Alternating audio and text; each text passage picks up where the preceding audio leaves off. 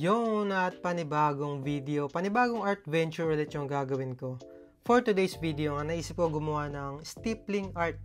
Dapat talaga to, nakaraan ko pa nagawa pero ngayon ko lang talaga siya nasimulan. Pero anyway, at least tuloy-tuloy na ngayon.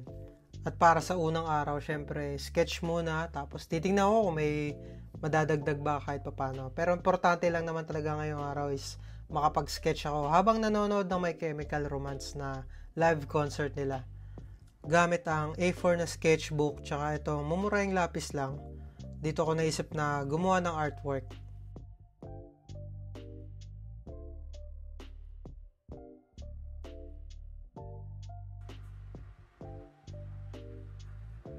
Ako mismo hindi sigurado kung kaya kong tapusin tong artwork na to ngayong araw. Pero isa lang sigurado, masusubukan ngayon yung haba ng pasensya ko.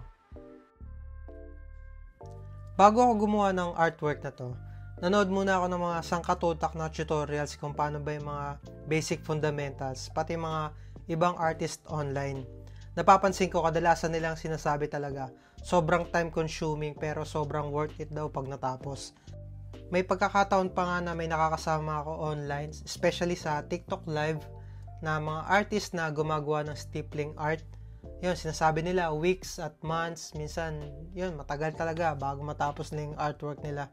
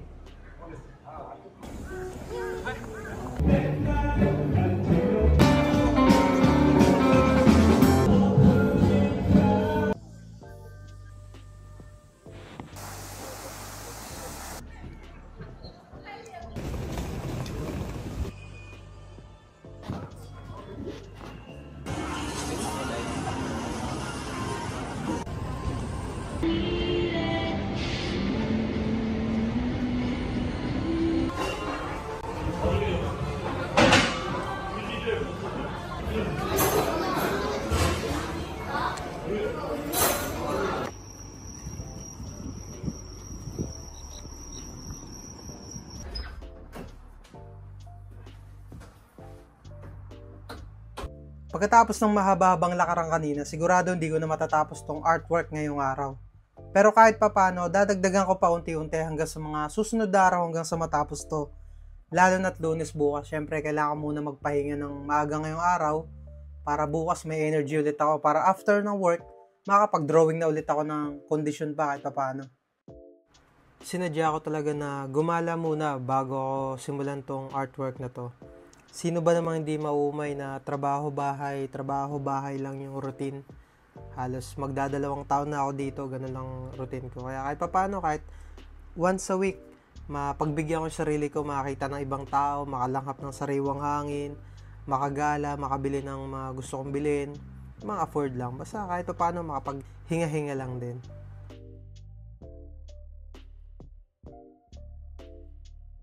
So ito lang muna nagawa ko para ngayong araw.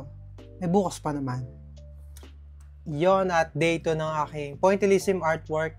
Siyempre, marami-raming tuldukan na naman yung gagawin ko, kaya kailangan may laman yung tiyan bago mag-drawing. Pagka-out ko nga kanina sa trabaho, na alala ko na wala pala akong ulam. Kaya naisip na muna namin ng kawork ko na gumala muna. At saka mamili ng mga pangunahing pangailangan namin, especially mga itlog, bigas, mga something na pang grocery items. Wala kasing karinderya na medyo malapit sa amin, kaya kung ano lang madampot ko, kadalasan mga instant noodles, ramyun, yun, basta madali lutuin na lang, madali asikasuhin. Kaya yun na lang din kinakain ko. Pero minsan may kawork kami, yun, nagbibigay ng Filipino food. Yan, kahit pa paano nakakalibre, nakakamenos din sa gastos. Nakakatikim din ng ibang putahe. Pero every lunch naman, libre naman yung tanghalian namin dito. Tsaka kaso, yun nga lang, puro Korean food. Pero nakakain naman, tsaka masustansya naman din talaga. May pagkakataon din na minsan umorder na lang ako sa online. May mga Filipinong nagtitinda ng mga Filipino food. Yun nga lang, medyo pricey, pero okay lang. Kasi kahit papaano nakakatikim din naman ng ano eh. Siguro kahit mga 5 putahe tapos goods na yun for sa isang buwan.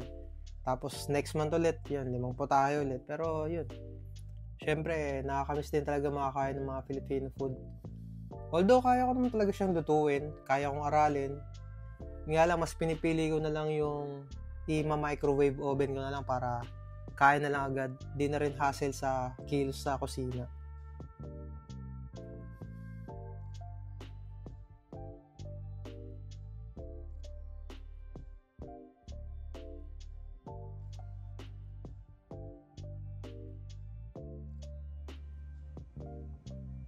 Yon, day 3. At kanina habang nasa trabaho, iniisip ko kung paano ko ba mapapabilis matapos tong artwork ko. Sa totoo lang kasi medyo nakaramdam na ako ng umay. Kasi 9 hours na, ito palang side na yung nagagawa ko. Sa tansya ko siguro mga 24 hours pa ito mahigit. Ayoko talaga ng mga artwork na tinatagal ng mga 3 days, 4 days, 5 days, so isang linggo, 2 linggo. Wala talaga akong ganun kahabang pasensya, lalo na't kung isang artwork lang yung tinatapos ko. Talagang napasubo lang ako dito sa stippling art, kaya no choice, kailangan ko din tapusin. Pero hanggat maaari talaga, ayoko talagang ng mga ganong kahabang artwork. Kaya nga hindi ko rin masyado trip personally para sa akin yung mga realism na lalo na't malalaki. Kasi hindi talaga siya kaya ng pasensya ko. Pero kaya kong gumawa. Hindi lang talaga siguro para sa akin. Sa ngayon kasi mas gusto ko na yung yung pag nasa harapan na ako ng mesa, tas naka-ready na yung mga art medium ko, tas kung ano nasa isip ko yung drawing, gusto ko matatapos din siya agad-agad, ngayong araw din mismo. Or siguro hanggang bukas kung kinakailangan. Pero hanggang doon lang. Parang hindi ko na trip yung tumatagal pa.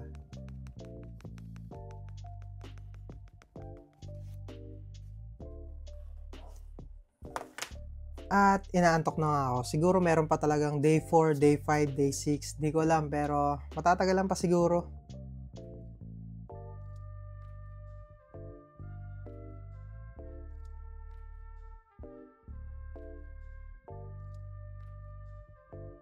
Pag minamalas ka nga naman, day 4 na pero napasabak pa ng overtime, kaya for sure lalong hindi ko ito matatapos. Pero sige, go lang. Kahit pa paano makabawas lang ng konti. Medyo nakakatuwa na rin kasi kahit pa paano lumalabas na yung forma, tsaka naihulmo ko ng maayos yung art ko.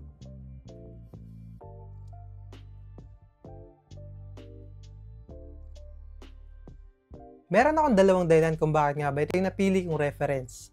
Una, pangarap ko talaga makapag-explore sa iba't ibang kuweba sa Pilipinas. Yan yung mga physical activities na never ko pang na-try sa buong buhay ko. Na sana magawa ko someday kapag pag nag-quit na ako bilang OFW. I mean, pag for good na ako sa Pilipinas. Pangalawang dahilan, syempre, yung technicalities din mismo ng reference. Gusto ko kasi parang may depth ng konti, may foreground, background, tapos yung background niya light source niya. Parang challenge na lang din to para sa akin kung paano ko ma-execute na maayos yung mismong reference or mismong artwork. At kung makikita mo, napakadami ng artwork na nasa likuran ko ngayon. Kasi inabot ng mahigit 5 buwan na yung lumipas bago ko lang naduktungan tong video na to. Hindi ko lang kung nangyari, siguro procrastination, tinamad, nawalan ng gana. Basta, ganun. Sinimulan ko itong i-record noong October, March na ngayon. So, lumipas na yung Pasko, bagong taon, winter, nakapag-bakasyon na ako sa Pilipinas, nakabalik na ulit ako dito. Yun, basta. Siguro, isang dahilan pa, siguro yung format ng pag-edit ko, masyadong pinahirapan sa sarili ko. Kaya naisip ko na baguhin ko na rin yung format ng editing ko. Siguro mas gagawin ko mas madali pa para sa akin. Alam ko medyo madali lang yung pag-edit ko, pero ngayon, sa mga susunod na i-upload ko pa, mas padadaliin ko pa para sa akin. Para gusto ko na rin kasi talaga mag-focus sa isang platform lang, especially dito sa YouTube. Gusto ko na tuloy-tuloy na ako makapag-upload. Yun, nasabi ko na rin yung mga gusto kong sabihin. Yung iba pang detalye siguro sa susunod na video na. Pero sa ngayon, here's the result!